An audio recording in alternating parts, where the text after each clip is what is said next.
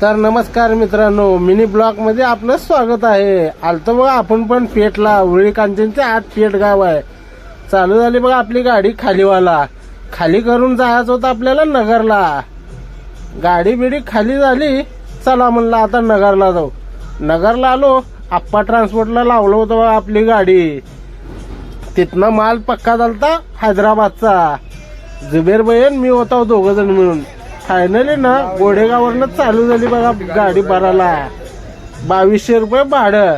मग काय तुटला बघा पाटा पण आपल्या गाडीचा। कुठली चक्कर सुखासुखी गेली असं नाही। मग काय इमर्जन्सी क्लॅम्प लावून निघायचं होतं, आपल्या गाडीत नव्हता पाना। मग असं जुगाड केलता बघा आपण। स्टेपनी पाना घेऊन गुंडी लावलो होतो। पुढे आलो, सोलापुरात येऊन पाटा घातलो। पाटा घालून निघालं की मग निघायचंच म्हणलं, तर काय गाडीनं आणि एअर पकडली बरोबर पंपाच्या समोरच। तिथं टाकलं 1000 रुपयाचं तेल। तिथनं काय 1 किलोमीटरवरच आपलं पेट्रोल पंप होतं मालकाचं। तिथं करायची होती आपल्याला टाकी फुल। तिथनं निघालो, आलो बघा पेट्रोल पंपावर एअर बीर काढून।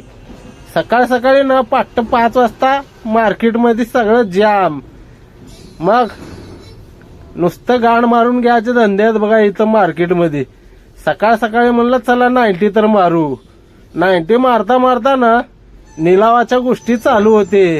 8 रुपये 5 रुपये भाव चालू होता कांद्याचा। शेतकरी तर काय रडून रडून सांगाल ते बघा, हे असला कांदा आहे आणि ह्या कांद्याला ना एवढा भाव आहे। 3-4 महिने सांभाळायचं हे ह्यांच्या दुकानाला आणून असा आदळाचा 5-6 रुपयानं काय उपयोग आहे।